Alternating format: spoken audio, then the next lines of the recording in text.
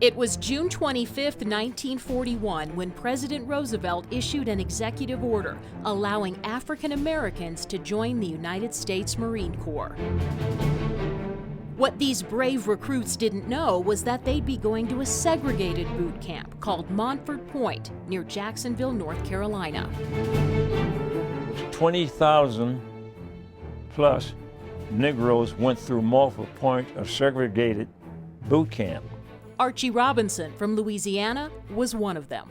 I was in college, and this Marine came aboard campus. First time I had heard talk of Marines. Those dress blues drew me in, like still draw a lot of young kids in then. Wanting his own flashy uniform, Robinson joined in 1946. He was only 17 and needed parental consent. Instead, he secretly forged their signatures. My parents thought I was still in college, but I used to write letters to my buddies in college, and then they would forward to my parents. He faced much more than intense training. He faced racism. We were treated like dirt. We weren't human beings. We got second-handed gear that the white Marines didn't want or couldn't use. And working in the kitchen and as a waiter to white officers was not what this feisty teenager had in mind. They didn't refer to us as Marine, I need some more coffee. It was boy this and boy that. I used to miss pouring coffee on the cup, pour coffee on the hand, so I burnt this little bastard, and he stood up, and at that point, I didn't give a damn anymore. I flattened him. Facing a court-martial, his colonel let it slide, giving him a few days in the brig instead. He saved me, otherwise I'd have been going to Leavenworth. Still hoping to prove that patriotism was colorblind, Robinson's father told him to persevere. He says, just stand your grounds. It's not going to always be like this. It was in me to show the white man that I was just as good as he was. 3 years later, he'd get his chance on the front lines in Korea. The Marines now fully integrated, Corporal Robinson was a rifle platoon sergeant in charge of 39 men, most of them white. When we got there, you were just another American Marine. They felt by me the same way I felt about them. We was going to protect each other. Now he faced the enemy on the battlefield. 24 hours a day, you taught to kill, or you is going to be killed. You have to be on your feet. You never know when you're going to be attacked. He was attacked. A grenade went off in his face.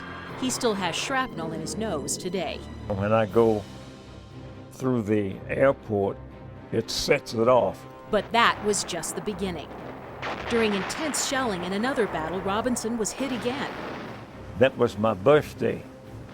Well, they picked that day for us to make the raid. I don't know.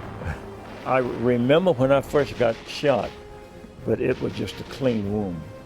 But the mortar round is what did the job on me. He spent 5 months in a coma. From February to July, I don't remember anything.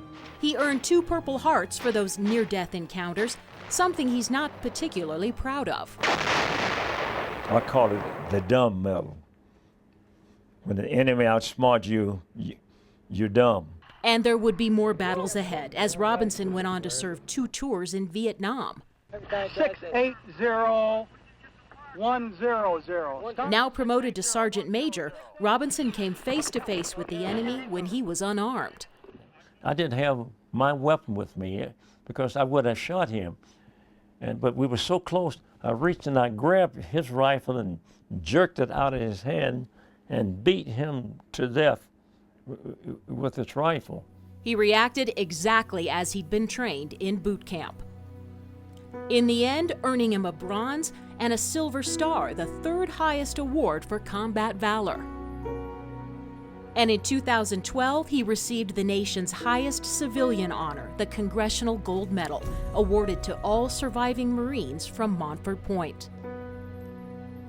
Despite all the danger he faced fighting 2 wars, He says it was his 3 years at Montford Point that were the hardest. The way you was treated, you just never forget some of that. And you want to get even. But I can truly say I never treated a black Marine better than I did a white Marine. And I feel good about that. You had to be twice as good as a white Marine in order to get promoted to earn a medal. They don't mean nothing to me. I just tell like everybody with my medals, every medal that I have there, and $4 I can get a cutty and water in the average place. Cut of such scotch and water. It's not his medals, but his service as a Marine that matters to him. I'm proud that I did something extraordinary that the average Marine just didn't do. Then I think if any Marine got caught in the situation that I was caught in, would have earned the medal. Sergeant Major Archie Robinson fought many wars, one at home, the others abroad, and knows he helped pave the way for African Americans serving in the military today.